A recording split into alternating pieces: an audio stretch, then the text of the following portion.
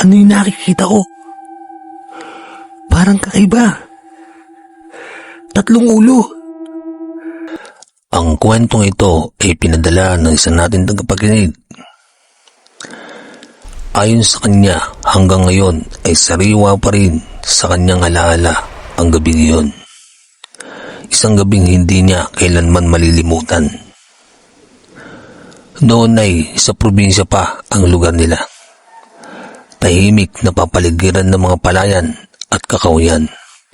Kapag gumagabi, tanging huni ng kuliglig at ihip ng hangin ang maririnig. May isang lumang daan doon na bihira ng daanan ng tao, lalo na sa pagsapit ng ating gabi. Sabi ng mga matatanda, may nagpapakita raw doon, pero walang malinaw na kwento. Hanggang sa maranasan mismo ng tagapakinig. Isang gabi, pauwi siya galing sa bahay ng kaibigan. Mag-isa lang siyang naglalakad. Tanga ng maliit na flashlight. Bandang 12:00 ng ating gabi nang mapansin niyang parang may anino sa unahan. Akala niya puno lang o poste, pero habang papalapit siya, unti-unting nahubog ang itsura ng isang tao. Nang itutok niya ang ilaw, bigla siyang napahinto. Isang lalaki ang nakatayo sa gitna ng daan. Matangkad, payat at tila walang galaw. Ngunit ang pinaka nakakakilabot, 3 ulo nito. Ang unang ulo ay normal, parang ordinaryong tao. Ngunit ang mga mata ay nakapikit. Ang ikalawang ulo ay nakangisi, bukang-buka ang mga mata at tila nakatitig diretso sa kaluluwa niya. Ang ikatlong ulo ay nakayuko, walang muka, itim lang na parang usok. Nanlambot ang kanyang mga tuhod. Gusto niyang tumakbo pero hindi gumagalaw ang kanyang katawan. Biglang nagsalita ang ikalawang ulo sa malamig at paus na tinig. Huwag kang lilingon. Kasabay noon, naramdaman niyang umiinit ang hangin. Umaalingaw-ngaw ang bulong ng hangin na parang maraming boses. Ang sabay-sabay na nagsasalita. Ang ikatlong ulo ay unti-unting umaangat at sa gitna ng itim na usok may 2 pulang mata na biglang nagliwanag. Napapikit siya at taimtim na nagdasal. Ilang segundo ang lumipas o baka minuto. Hindi niya alam. Nang muli niyang imulat ang mga mata, wala na ang nilalang. Tahimik na ulit ang daan. Parang walang nangyari. Pagdating niya sa bahay, nilagnat siya ng 3 araw. Ayon sa matandang albularyo sa kanilang lugar, ang nakita raw niya ay tagapagbantay ng daan. Isang nilalang na nagpapakita lamang sa mga taong mahina ang loob o madinadalang takot. Hanggang ngayon, hindi na siya muling dumaan sa lumang daan na iyon. At ayon sa tagapakinig, isang bagay ang malinaw sa kanya. Hindi lahat ng nilalang sa dilim ay gawa-gawa lamang. Matapos ang gabing iyon, inakala ng tagapakinig na tapos na ang lahat. Akala niya bangungot lang at nakita niya ang isang ilusyon na pagod at takot. Ngunit nagkamali siya. Pagkalipas ng 3 araw na nilagnat siya, bigla siyang nagising isang madaling araw na basang-basa ang pawis. Mabigat ang kanyang dibdib at parang may nakatitig sa kanya. Tahimik ang buong bahay, ngunit may kakaibang amoy sa hangin, amoy lupa at usok. Pagdilat niya ng mga mata, nakita niya sa sulok ng kwarto ang isang anino. Hindi ito gumagalaw. Unti-unti itong lumilitaw sa liwanag ng buwan na pumapasok sa bintana. Isang pamilyar na anyo ang lalaking 3 ulo, ngunit ngayon mas malinaw.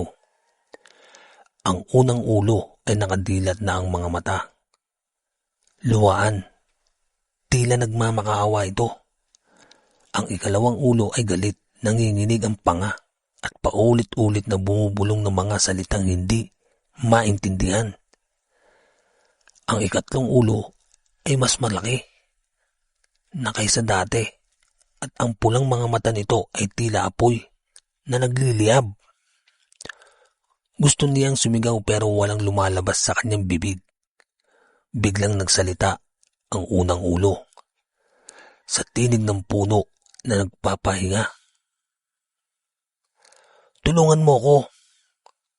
Kasunod noon, nagsalita ang ikalawang ulo, mas malakas, mas mabigat. Hindi pa tapos ang sumpa. Bigla nagdilim ang buong kwarto. Naramdaman niyang parang hinihila ang kanyang kaluluwa sa isang iglap, tila wala na siya sa kanyang kama. Nakita niya ang sarili sa lumang daan, ang parehong daang tinayuan ng nilalang noon. Unang gabi, ngunit ngayon hindi na ito tahimik. May mga aninong naglalakad sa gilid ng daan. May mga matang sumisilip sa mga puno. At sa gitna ng lahat nakatayo ang taong tatlong ulo. Dito niya nalaman ang katotohanan. Noong unang panahon, ayon sa ikatlong ulo, may isang lalaking napagbintangan ng matinding kasalanan. Pinugutan siya ng ulo 3 beses dahil sa paniniwala ang kanyang kaluluwa ay nahati sa 3. Isa pa para sa kasalanan, isa para sa galit, at isa para sa sumpa. Ngunit hindi siya tuluyang namatay. Ang kanyang katawan ay naging sisidlan ng 3 kaluluwa at siya ay naging tagapagbantay ng daan. Isinumpang magpakita sa mga taong may takot at alinlangan sa puso. Ikaw ang napili, bulong na ikatlong ulo. Ikaw ang magpapalaya o ikaw ang magpapapalit. Biglang naramdaman ng tagapakinig ang matinding sakit sa kanyang ulo. Parang may humahati sa kanyang isipan. Narinig niya ang 3 boses na sabay-sabay na sumisigaw. Sa huling sandali, naalala niya ang dasal na itinuro sa kanya ng kanyang ina. Buong lakas niyang binigkas iyon. Sa isang malakas na sigaw, naglaho ang mga anino. Bumagsak ang katawan ng taong 3 ulo at unti-unting naglaho na parang abo sa hangin. Nagising siya sa kanyang kama, hingal na hingal. Ngunit may isang bagay na hindi niya inaasahan. Sa salamin, sa harap niya sa loob ng isang saglit, nakita niya ang sarili na may 3 anino sa likod ng kanyang ulo. Hanggang ngayon, ayon sa tagapakinig, paminsan-minsan ay naririnig pa rin niya ang bulong tuwing hating gabi. At ang tanong niya, siya ba ay nakaligtas o siya ay susunod na tagapagbantay ng daan? Mula ng gabing iyon, hindi na naging normal ang buhay ng tagapakinig. Tuwing sasapit ang 12:00 ng hating gabi, kusang nagigising ang kanyang katawan. Parang may orasan sa kanyang kaluluwa. May mga gabing nakaririnig siya ng mahihinang yabag sa labas ng bahay, kahit walang tao. May mga gabing bigla na lamang namamatay ang ilaw. Kasunod ang malamig na hangin may dalang amoy ng lupa at usok. At sa bawat pagkakataong sisilip siya sa salamin, 3 anino pa rin ang nakikita niya sa likod ng kanyang ulo. Isang araw, nagpasya siyang hanapin ng kasagutan. Binalikan niya ang matandang albularyo na minsan tumulong sa kanya. Pagkakita pa lang sa kanya ng matanda, bigla itong napatras. "Huli ka na," nanginginig sabi nito. "Nakadikit sa iyo ang 3. Ipinaliwanag ng albularyo ang buong katotohanan. Ang taong 3 ulo ay hindi lang tagapagbantay ng daan. Isa itong sumpang lumilipat. Kapag ang isang tao ay nakakita sa kanya at nakaramdam ng matinding takot at awa, nagkakaroon ugnayan. Kapag hindi tuluyang napalaya ang 3 kaluluwa, may papalit at ang palatandaan ng pagpalit, ang paglitaw ng 3 ulo. Sa likod nito, may isang paraan lamang para tapusin ang sumpa. Bumalik sa lumang daan sa mismong hating gabi ng kabilugan ng buwan at harapin ng 3 ulo. Hindi sa takot, kundi sa pagtanggap. Sa gabing iyon, bitbit ang tapang at pananampalataya. Nagtungo siya sa lumang daan. Tahimik ang paligid, walang kuliglig, walang hangin. Eksaktong 12:00, unti-unting lumitaw ang 3 anyo. Wala nang katawan, 3 ulo na lamang na palutang-lutang sa dilim. Ang unang ulo ay umiiyak, ang ikalawa ay galit na galit, ang ikatlo ay tahimik, ngunit pinakamalakas ang presensya. Lumuhod ang tagapakinig. Hindi ko kayo kinatatakutan, sabi niya. Kung may kasalanan, handa akong tumulong. Kung may galit, handa akong makinig. Kung may sumpa, handa akong magdasal. Sa unang pagkakataon, tumahimik ang 3 ulo. Isa-isang naglaw ang kanilang anyo hanggang sa ikatlong ulo na lamang ang naiwan. Dahan-dahan itong umiti. Malaya na kami, bulong nito. Biglang umihip ang malakas na hangin. Lumiwanag ang buwan at sa isang kisap mata, naglaw ang lahat. Pag-uwi niya, sinilip niya ang salamin. Wala na ang mga nino. Ngunit bago tuluyang matapos ang lahat, may isang babala ang albularyo. Hindi lahat ng sumpa ay nawawala. Ang iba ay natutulog lamang. Hanggang ngayon, buhay ng normal ang tagapakinig.